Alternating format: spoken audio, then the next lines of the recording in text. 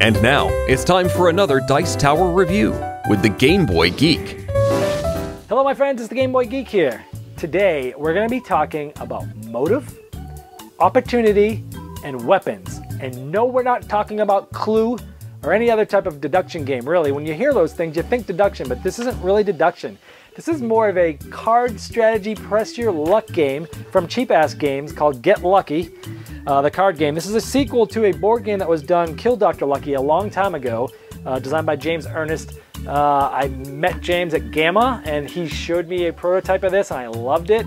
And now he sent me the official review copy that was kickstarted. And we're gonna take a look at how this plays. I'll see you on the other side.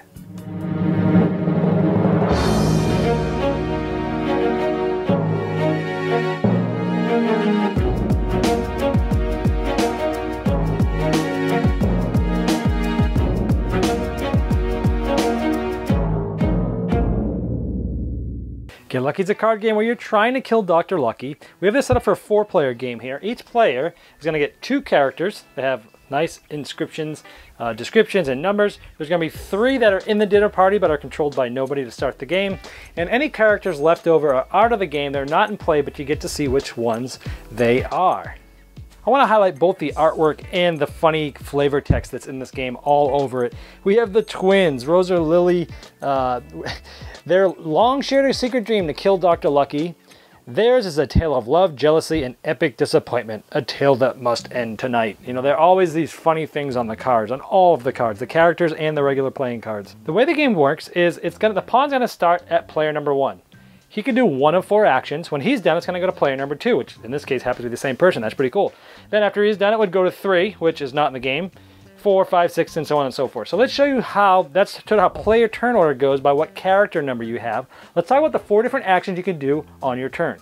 Well, you start with 6 of these cards, and on your turn, if you want, one of the things you can do, and you can only do 1 action per turn, but one of those is you can simply just draw a card. That's one of the things you can do. Another thing you do is you can play a card on either of the characters that are in front of you. The main different types of cards are motive, opportunity, weapons, and spite. For example, again, another is flavor text. As a motive, this is interesting. You thought your secrets were safe, both with honest men, but those that feared their lives. But neither goodwill nor a sense of self-preservation could stop Dr. J. Robert Lucky from exposing your soiled laundry to the world. For the good of secret keepers everywhere, you must exact your revenge. So this motive card is because, hey, Dr. Lucky showed your soiled laundry. It's like this all through the game. It's kind of funny, these cards here. But here's the different ones you can play. There's motives, weapons, and there's different numbers of both. Now, when I play a card, I can attach one of these cards to either one of my characters. Now, let's say I wanted to attach a motive card here. I would just sort of attach it to this person, because the object of the game is you're trying to kill Dr. Lucky. So I've now attached that, now that's my turn. So what does attaching these cards do? Well, by default, every person has 1 point, because they have a character, towards trying to murder Dr. Lucky. Every time we attach another weapon, opportunity, or motive, it goes up by 1. So this would be 1 point, 2 points, 3 points, 4 points. Now you can never have more than 1 motive, opportunity, or weapons. And once you've placed these here, they can never be removed with the exception of one thing here. That exception is I look at my character number 1. Right now my opportunity is a 3, okay? If the only time I can take back a card is basically if I have a perfect opportunity. So I could discard this on my turn, for my turn, and play one of these cards. Now this is another opportunity. I'm essentially replacing the normal opportunity with what's called a perfect opportunity because this matches my name and the number of my character. And when it's a perfect opportunity, we put it sideways just to show that it's worth 2 points. So now I have 1, 2, 3, 4, 5 points because I've attached a perfect opportunity that matches up with this character towards that. So what you're trying to do over the game is gear up and get as many points as possible. So we've drawn a card and we've played a card that would happen on 2 different turns. You can only do 1 thing per turn. What are the other things you could do on your turn? Well, the other thing you could do is swap a character. So again, after player 1's turn, it would go to player 2. And again, you'd only be able to play 1 card on your turn, but we're just kind of showing how the cards work. And let's say it was this player's turn and I wanted to swap. I could swap either of my characters with somebody in the middle, and I might do this. Well, why would someone want to do that? Well, one reason is, well, maybe, and again, these cards are always secret. No one else will see them. But look, I knew I had a perfect weapon for this guy, so then next turn I'll be able to play a good weapon on him. So at that time, it's a lot of reason why you might want to swap with the middle. The last thing you could do is attempt a murder. Now, if I were to attempt a murder, if it came back around to this person's turn, and we have 1, 2, 3, 4, 5 points, I could say, I'm going to attempt a murder on Dr. Lucky. Then, going around the table, each player clockwise, we go around the table once, and every player will have the opportunity to try to stop me by playing cards on the table that have shamrocks. Now, some cards have no shamrocks, some have multiple, and some have one. Now, they're going to play as many of these cards as they want, and they're going to try to stop me. They have to throw 5 shamrocks to stop me because I have 1, 2, 3, 4, 5 points of murder. If we go around the entire table once and 5 shamrocks have not been thrown, I have successfully murdered Dr. Lucky and won the game. One last thing to note is when people are trying to stop your murder points, let's say he tried to murder again and he has 1, 2, 3, 4 points. The spike cancels this thing out, 1 point of murder. If somebody plays a card that has the exact number of the character, it's an automatic stop and no one else has to play any more shamrocks. So sometimes you want to keep these cards with the number of somebody else's player that has a lot of murder points because one card can stop their murder right away. So players are trying to throw down, they can throw down as many as they want. The first guy might throw down 3. But likely what happens is the first guy just goes, you know what, there's 2 or 3 players after me maybe. I bet you guys, between the two of you, have 5 lucky emblems. I'm going to pass. And then it puts all the pressure on those two, and it's sort of a press your luck mechanic because you're betting that those people have enough and putting the pressure on them to make them empty and dump all their really good cards, which is a very interesting mechanic in the game. So if towards the end, after it's gone around once, if there's 5 shamrocks, this would get stopped. If it was not, I would win. One of the cards that they can play that has this is called Spite, and this is the only way this card gets played is during a murder attempt. They basically would play this and play it as a shamrock, but after the murder attempt stops, this now attaches Spite to this player. This automatically minuses 1 point of murder from them. So next time this guy tries to do a murder, this cancels out 1 point, so now I have 1, 2, 3, 4 points. I have 1 less. And it's not uncommon for a strong character to get a ton of spite on them, which is another reason why you would want to swap out. Then maybe later on my turn, when it comes around to me again, I could swap this guy out because all the cards that are attached to him stay with him, and maybe I could start to build up another character. So it goes on and on like this through the turn order. Again, turn order happens between 1, 2, it goes through the characters.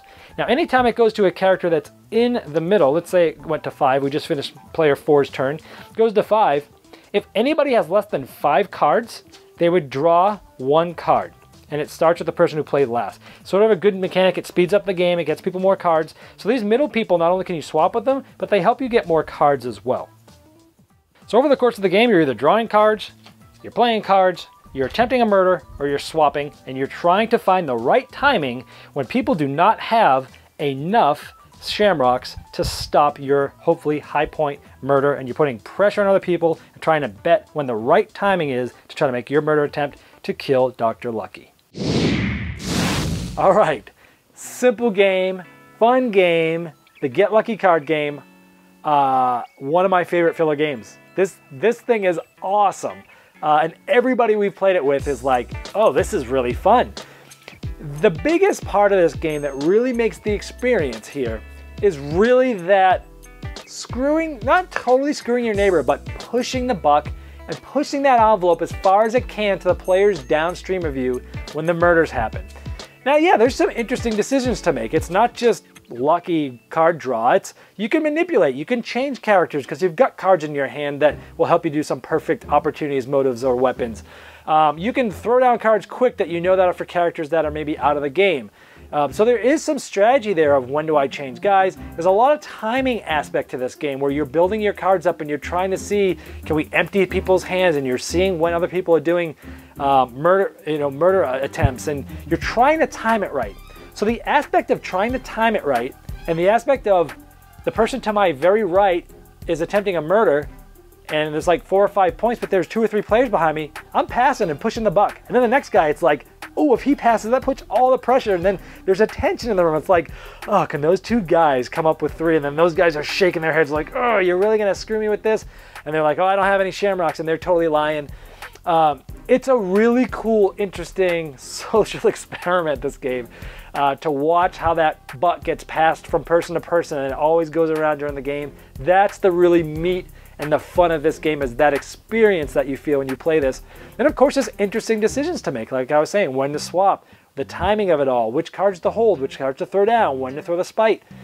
So it's simple, it's easy to teach, but yet it's really fun, and it only takes 20 minutes, and it plays up to 6 players, 2 to 6. And even with 2 players, the variant is actually pretty cool. I usually don't like variants when you have 2 players and there's like a robot player. Where here, when you attempt to murder, cards are gonna come off the top of the deck. So it's as if there was a player there. I don't know what he has. He could have Shamrocks, he might not. So will the deck. So it's almost like you're playing with 3 when you play with 2, which is really cool. Get lucky. Very big surprise for me. I really liked this game. I highly, highly recommend it. An excellent filler game, and it's very reasonably priced. I think it's under 20 bucks. Get lucky. Might be the deal of 2014 so far. Get lucky. Go check it out.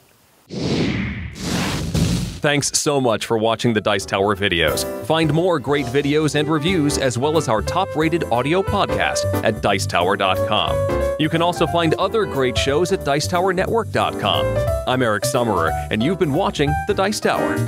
The Dice Tower is sponsored by Cool Stuff Inc., where you can find great games for great prices. Cool stuff in stock. Check them out at CoolStuffInc.com.